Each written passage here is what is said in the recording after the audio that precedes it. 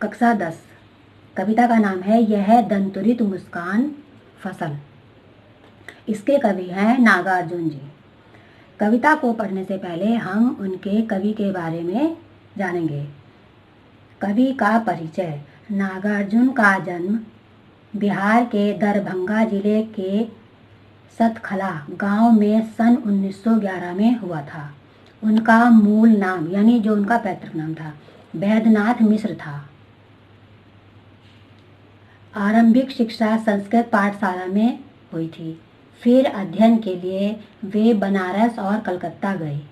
सन 1936 में वे श्रीलंका गए और वहीं बौद्ध धर्म में दीक्षित होकर आए। वे 2 साल प्रवास के बाद, प्रवास यानी बाहर से आए हुए के बाद 1938 में स्वदेश लौटे यानी अपने देश को लौटकर आए। घुमक्कड़ी और अक्खर स्वभाव के धनी नागार्जुन ने अनेक बार संपूर्ण भारत की यात्रा की। राजनीतिक सक्रियता के कारण उन्हें अनेक बार जेल जाना पड़ा। लोक जीवन से गहरा लगाव रखने वाले नागार्जुन भ्रष्टाचार, राजनीतिक स्वार्थ और समाज की पतनशील स्थितियों के प्रति अपने साहित्य में विशेष सजग रहे। वे व्यंग में माहिर हैं यानी एक्सपर्ट हैं, इसलिए उन्हें आधुनिक कबीर भी कहा जाता है। छायोत्तरवाद के दौर के वे ऐसे अकेले कवि हैं जिनकी कविता गांव की चौपालों और साहित्यिक दुनिया में समान रूप से लोकप्रिय रही हैं। वे वास्तविक अर्थों में जन कवि हैं।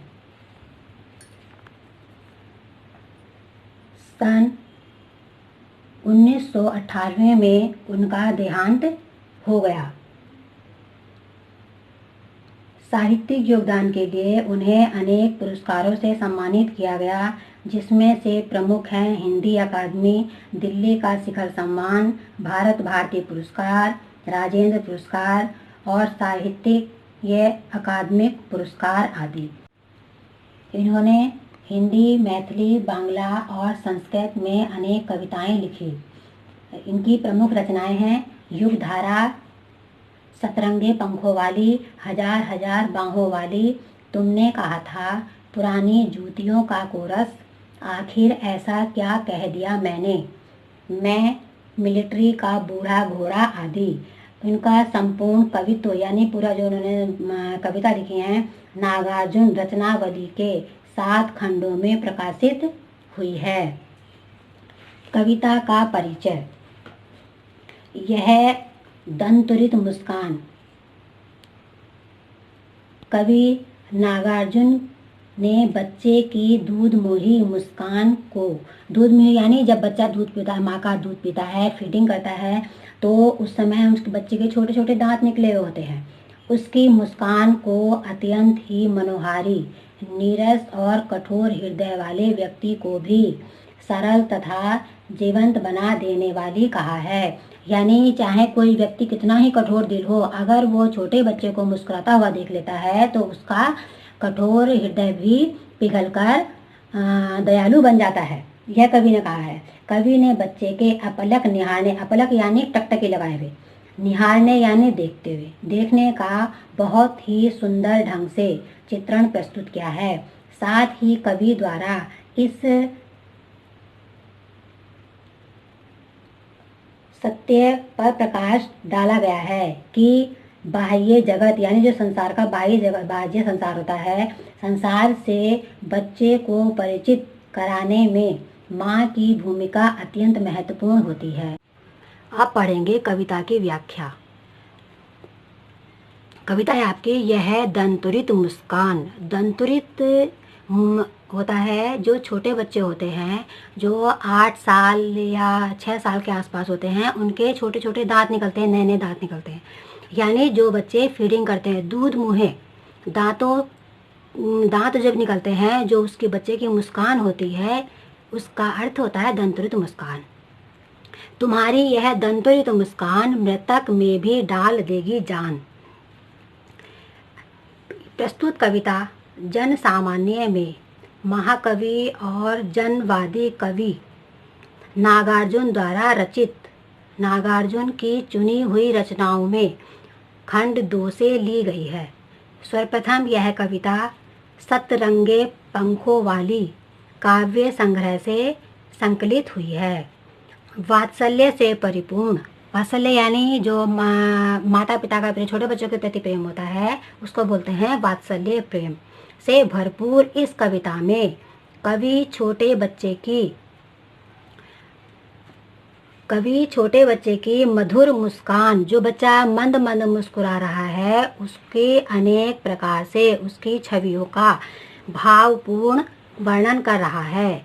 कवि ने माँ के, और कवि ये भी कह रहा है कि माँ के इस उपहार को अमूल्य माना है, क्योंकि जो बच्चे की माँ ने उस कवि को या पिता को बच्चा रूपी अमूल्य उपहार दिया है उसको भी वह धन्य मान रहा है तथा उसके प्रति वह अपना आभार प्रकट कर रहा है। कवि आगे कहता है, अपने भावों को व्यक्त करते हुए कह रहा है कि बच्चे, यह तुम्हारी दंतरित मुस्कान, कि बच्चे के छोटे छोटे नए दांतों वाली मंद मंद यानी धीरे धीरे मुस्कुराने वाली हंसी बहुत ही भोली, सरल और निश्चल यानी छल कपट वाली नहीं होती है। यह बहुत ही मन को भाने वाली है। मृतक में भी डाल देगी जान। मृतक माने होता है मरा हुआ। अब यहाँ पर मरने का अर्थ यह है कि जो व्यक्ति जीवन से हताश होता है, दुखी होता है, उसके बारे में इसमें बताया गया है कि जब कोई भी व्यक्ति बच्चे को देखता है, हताश होता है, निराश होता है, उसको देख करके उसकी सारी थकान दूर हो जाती है। अर्थात बच्चे की छोटी सी मुस्कुराहट जो है वो एक मरे हुए व्यक्ति में भी जान डाल देती है। धूल धूसर तुम्हारे ये गात। और कवि आगे कह रहा है कि बच्चे को संबोधित करते हुए कि धूल धुरित यानी धूल से सना हुआ, ये गात यानी शरीर कि धूल से सना हुआ, जो जब क्योंकि बच्चा जब खेलता है तो ज़मीन में खेलता है तो वो धूल से भी लग जाती है उस पर, शरीर पर। तो धूल से भरा हुआ जो तुम्हारा शरीर है बहुत ही शोभायमान लग रहा है और ऐसा लग रहा है कि मानो छोड़कर तालाब मेरी झोपड़ी में खिल रहे जलजात। कि यहाँ पर कवि ने जो बच्चे को है एक कमल के तालाब में खिलने वाले कमल के फूल से उसकी तुलना की है कि जिस तरह से कमल जो है तालाब में खिलता है, कीचड़ में खिलता है और बहुत ही मनभावन होता है, उसी प्रकार वो कह रहा है कि बच्चा रूपी कमल उसकी झोपड़ी में आज खिल गया है। परस पाकर तुम्हारे ही प्राण, परस छूकर और तुम्हारा प्राण स्पर्श पाकर के, कि बच्चे का जो स्पर्श पाकर के पिघल कर जल बन गया होगा कठिन पाषाण। वो कह रहा है कि कठिन पाषाण यानी जो कठोर हृदय वाले के लिए यहाँ पर संबोधित किया गया है कि अगर कोई भी व्यक्ति अगर बच्चे का स्पर्श पाले या बच्चे की मुस्कुराहट को देख ले और उसे चाहे कितना भी गुस्सा हो और चाहे वह कितना ही पत्थर दिल हो, उसकी मुस्कुराहट को देख करके वह पिघल जाता है और उसका जो गुस्सा है एकदम क्षण भर में भाग जाता है। छू गया तुमसे ही झरने लग पड़े शेफालिका के फूल। और उसके स्पर्श को पाकर यानी बच्चे के स्पर्श को, बच्चे को छू करके ऐसा लगता है कि बांस था और बबूल, कि चाहे कोई बांस होता है, एक लंबा पेड़ होता है और उस पर फल फूल कम नहीं आते हैं, बबूल कांटेदार पेड़ होता है, कि उस पर भी तुम्हारी मुस्कुराहट से या तुम्हारे सम्मोहन की छवि या निश्चल मुस्कान को देख करके ऐसे लगता है कि जैसे शेफालिका एक फूल होता है, एक प्रकार का फूल की वैरायटी होती है, कि उससे भी फूल झड़ने लगते हैं। तुम मुझे पाए नहीं पहचान। कवि कह रहा है कि बच्चे से कह रहा है कि तुम मुझे पहचान नहीं पाए हो, देखते ही रहोगे अनिमेष यानी लगातार टक टक की लगाए हुए, एक टक देखना, अपलक देखना।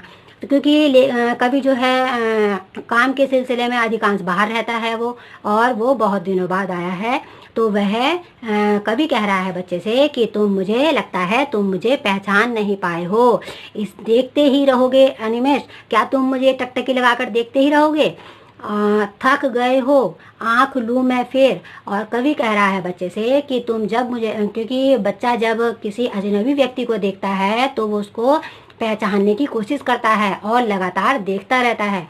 तो कवि अपने मन में सोच रहा है कि शायद यह थक गया होगा, आँख लूँ पे, और इसलिए कवि कह रहा है कि मैं आँख फेर लूँ, यानी मैं अपनी नज़र को हटा लूँ। क्या हुआ यदि हो सके परिचित न पहली बार, कि कोई बात नहीं कि तुम मुझसे पहली बार में परिचित नहीं हो पाए हो। क्योंकि जो छोटा बच्चा होता है तो वो क्या है, किसी अजनबी को देखता है तो जल्दी से उसकी गोद में नहीं आता है और उसे देखता रहता है।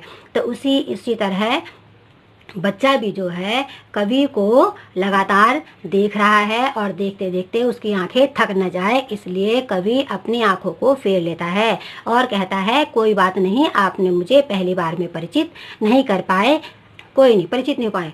यदि तुम्हारी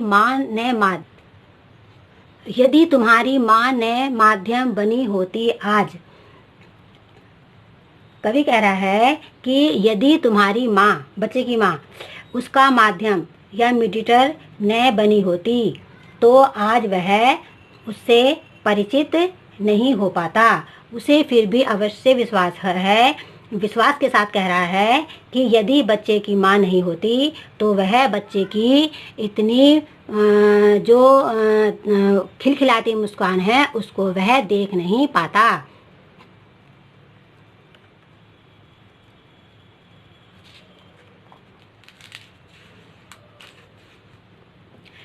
धन्य तुम, माँ भी तुम्हारी धन्य। अब कवि कह रहा है कि तुम भी धन्य हो और तुम्हारी माँ भी धन्य है, क्योंकि वो माँ को उसे धन्य कह रहा है क्योंकि माँ ने ही बच्चे से उसको परिचित करा, बच्चा दिया है, और बच्चा को पाकर वह बहुत ही खुश है। उसके जो मन में है बहुत उत्साह है और उसके जीवन में एक आशा की किरण आ गई है, अर्थात वह बहुत ही खुश है। चिर प्रवासी मैं इतर मैं अन्य, कि चिर प्रवासी यानी लंबे समय से, प्रवासी यानी जो बाहर रहते हैं, बाहर से आए हुए जो बाहर लोग रहते हैं, अधिकांश बच्चे।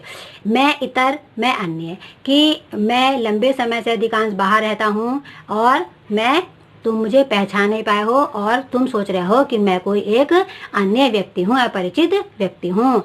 इस अतिथि से प्रिय तुम्हारा क्या रहा संपर्क।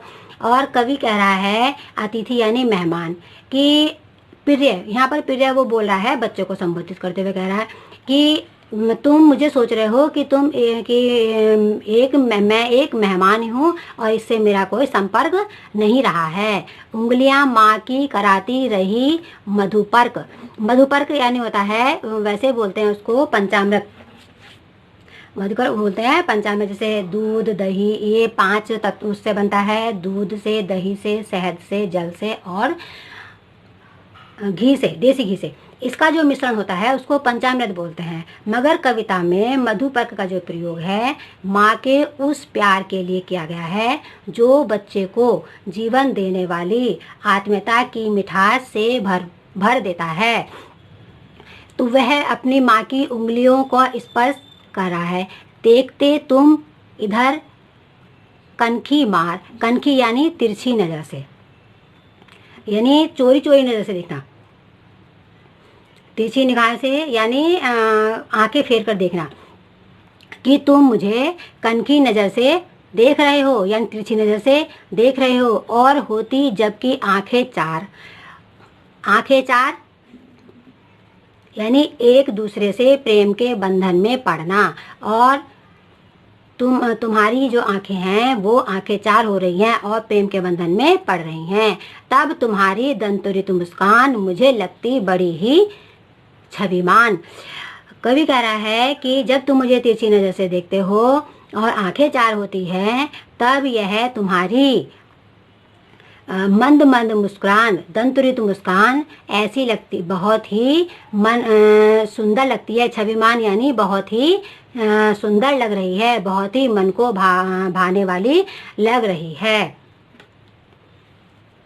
व्याख्या समाप्त। अगला शीर्षक आपका होगा फसल। दूसरा शीर्षक है आपका फसल। पहले हम समझते हैं कि फसल क्या है। कवि के अनुसार फसल क्या होती है। कवि के अनुसार फसल पानी, मिट्टी, धूप, हवा और मनुष्य के परिश्रम के मेल से बनती है। फसल को उगाने के लिए नदियों के पानी, मनुष्य के अत्यधिक परिश्रम और सूरज की गर्मी, हवा के थिरकन यानी उसके झोंकों से, उसके द्वारा ही फसल तैयार होती है। यानी इन सभी का सम्मिलित होना फसल को तैयार करता है। इस कविता द्वारा कवि यह बताना चाहते हैं कि सृजन मानव और प्रकृति के आपसी सहयोग पर ही निर्भर करता है। फसल उगाने में अनेक नदियों के जल, अनेक खेतों की मिट्टी की उर्वरा शक्ति तथा अनेक लोगों के परिश्रम का मिश्रित योगदान रहता है। जो मैंने आपको बताया कि फसल क्या है। एक के नहीं, दो के नहीं, ढेर सारी नदियों के पानी का जादू। एक के नहीं, दो के नहीं, लाख लाख कोटि कोटि हाथों के स्पर्श की गरिमा। कवि कहता है कि फसल को प्रकृति व मनुष्य के परिश्रम का प्रतिफल मानते हैं। उनका मानना है कि फसल कोई एक या दो नदियों के जल से नहीं सींची जाती, अपितु अनेकों ढेर सारी यानी अनेकों नदियों के जल के द्वारा जल से सींच कर उत्पन्न होती है। फसल को उगाने में महत्वपूर्ण भूमिका होती है जल की, यानी जल की जो बहुत ही इम्पोर्टेंस होती है फसल को उगाने में। एक के नहीं, दो के नहीं, लाख लाख कोटि कोटि हाथों के स्पर्श की गरिमा। और फसल